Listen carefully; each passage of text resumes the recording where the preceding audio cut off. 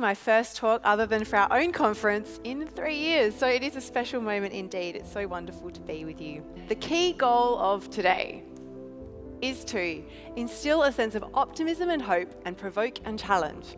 So I certainly hope I can do that a little in the next 10 minutes. So I was thinking, what have I learned and how can I help?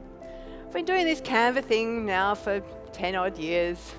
And it has been absolutely filled with ups, where things feel like they're going extraordinarily well, and downs, where it doesn't feel like anything is on track. It has been full of roundabouts that take a long time to go through. Feels like sometimes you're going backwards, and sometimes you're making a little bit of progress, and then you get to a dead end, and you're like, where am I going to go? And then you kind of go round in circles, over and over and over again, not quite knowing where to go. And then you get to the end and you're like, have I made any progress at all? And then you look back 10 years later and you're like, yeah, kind of have.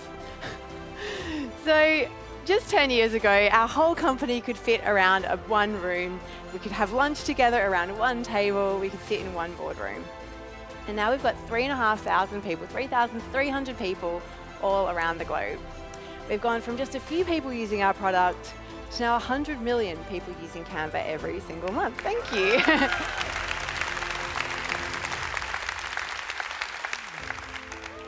And very fortunately, we have a lot of pointy graphs that have continued to keep growing.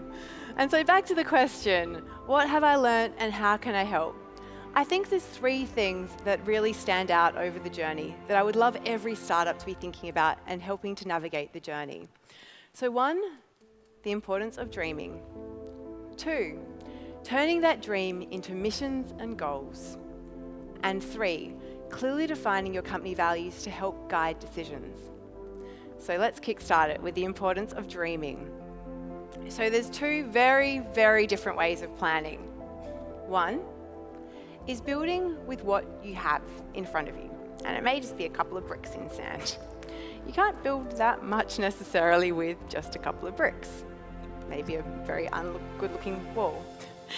The other way, so imagining the amazing castle on the clouds, completely impossible, but you believe that is the perfect future that you would like to get to. Dreaming about the world that you believe should be, could be, or in fact ought to be. The products that you wish existed, the future of industries that you'd like to appear over the years to come. When I think about the future, I have an incredibly optimistic view. I always like to think the future is kinder, the future is friendlier, the future is more efficient, and very importantly, the future is more egalitarian.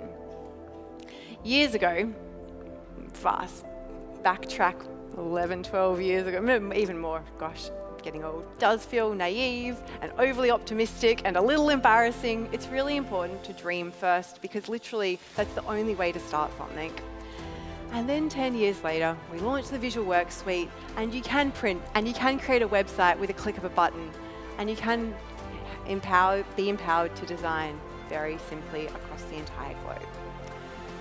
Sometimes it is hard to get out of the weeds. There's so much noise, there's so many things grabbing your attention. But I believe it's really important to go macro, to macro out. And so here are some questions I like to think about quite a lot, and we do so with our team. What will your industry look like in 10 years? This was a question I thought about a lot 10 years ago, because at that point in time, had no idea if we could lead the industry, but actually just thinking about the industry, being bold in your dreams. What does the future of transportation look like? What does the future of communication look like, or work, or in our case, design look like in 10 years? And really think about that a lot and get so convinced that that is the only possible way that the future is going to be. Can you build it? No idea. But that is what you believe the future will be in 10 years' time. I think this can be a little underrated. It's not very flashy, consistently working towards your mission, picking off goal after goal, year after year, but breaking it down into tiny steps. And the first step can be really, really tiny.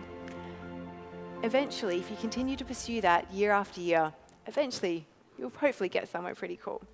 And if people think that the only goal of your company is the bottom line, then it means that people won't be thinking about and creating decisions in the way that you would like.